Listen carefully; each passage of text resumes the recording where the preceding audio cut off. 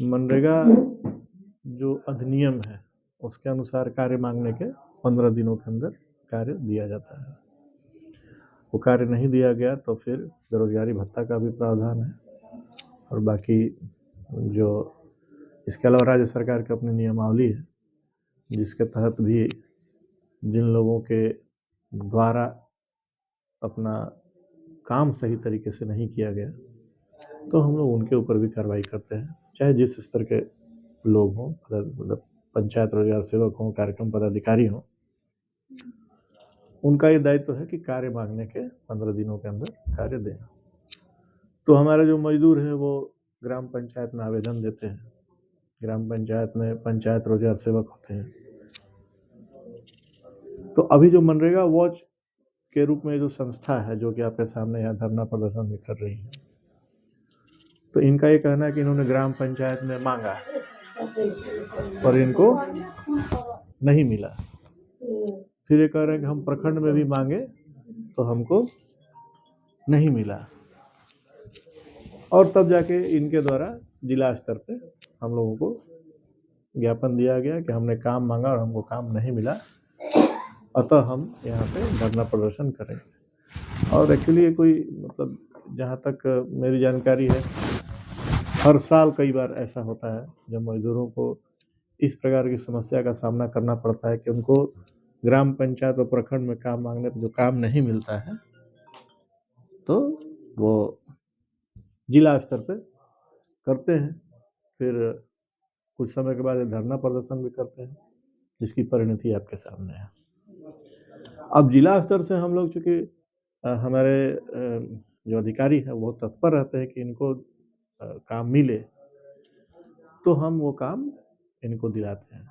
ये प्रश्न है कि पूरे 8-9 ब्लॉक का काम एक साथ यहाँ पर जैसे आप दे देंगे तो 10,000 12,000 लोगों का जो डिमांड है वो एक साथ यहाँ पे आता है, वो हम फिर प्रखंड में भेजते हैं, प्रखंड अपना उसको काम देता है। बीच में ये अपनी सूची भी अपडेट करते हैं। फॉर एग्जांपल किसी का नया जॉब कार्ड बन गया या किसी का मान के चलिए कि जॉब कार्ड डिलीट हो गया, तो वो समस्याएं भी रहती हैं, तो उनको भी अपडेट करना होता है। ये करते हैं अपना रेगुलर, इनका नए-नए सदस्य बनते हैं जिसमें कि ये उन लोगों को जोड़ के फिर काम के लिए आवेदन देते हैं यहाँ पे। हम भी जो है जब इनका आता है तो प्रखंडों को वो प्रेषित करते हैं, यहाँ से फॉलोअप करते हैं। अभी आप देखें कि एक-एक करके हम पीआरएस से भी बात कर रहे थे। फिर कार्यक्रम पदाधिकारी को भी बुलाया गया है यहाँ पे, चूँकि इनका धरना चल रहा है। कल इनके धरने में जो ड्रेज आए थे, जो इकोनॉमिस्ट हैं,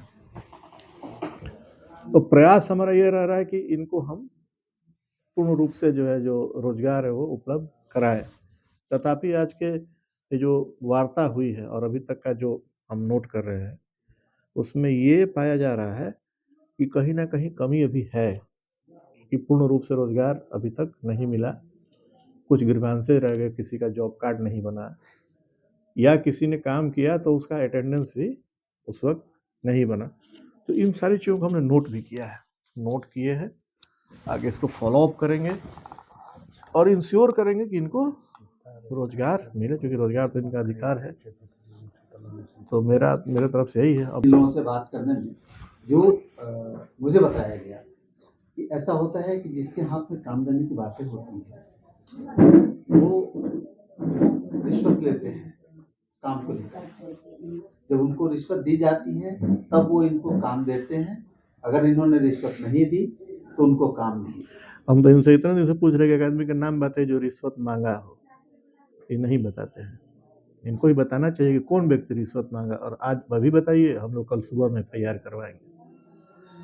तो वो बताना पड़ेगा कौन बिचौलिया है। अब हम तो ठीक है, अपनी तरफ से तो हम काम कर ही रहे हैं, लेकिन जब आप इतनी जानकारी दे रहे तो आपको उस विषय में भी बताना होगा कि कौन व्यक्ति है जिसके वजह से आपको दिक्कत हो रही है, जो कि आप काम पे जा रहे हैं और आपसे रिश्वत की मांग कर रहा है। जहाँ तक मेरी जानकारी है इनसे किसी प्रकार का रिश्वत का मांग नहीं किया जाता। और दूसरा, इन लोगों का अभी तक रोजगार कार्ड नहीं बना है, तो रोजगार का कार्ड कब तक बनने की संभावना है? क्या ये गांव के स्तर पे या मुखिया के स्तर पे या सरपंच के स्तर पे चीजें हैं? रोजगार कार्ड देखिए एक ऐसा डॉक्यूमेंट है जो कि माना जाता है कि 5 साल में वो एक्सपायर इसलिए हो जाएगा क्योंकि या तो भर जाएगा लिखते लिखते, या वो इतना पुराना हो जाएगा कि फट उठ सकता है, तो 5 सालों के बाद उसको चेंज करने का ये रहता है। उसकी प्रिंटिंग होती है, ठीक है? मतलब रोज़गार कार्ड मुद्रित होकर के आते हैं और फिर इनको हैंडओवर होता है। अभी मुझे लग रहा है कुछ समय से वो प्रिंट होके हम लोगों को मिला नहीं है, राज्य सरकार से मिलता है, हम लोगों ने अधियाचना दिया हुआ है। लेकिन उसके बावजूद इन लोगों को जो ऑनलाइन चूँकि तो ऑनलाइन आजकल मनरेगा है, तो वो सब चीज़ें उपलब्ध हैं कि इनका जॉब कार्ड संख्या क्या है। फिर इनको वो जो जैसे ये डिमांड करते हैं और इसका डिमांड जो है रजिस्टर हो जाता है मनरेगा MIS पे, तो ऑनलाइन वो ऑलरेडी मुद्रित रहता है। आप भी चाहे तो जान सकते हैं कि इसमें से किस व्यक्ति को कितने दिनों का रोजगार मिला है।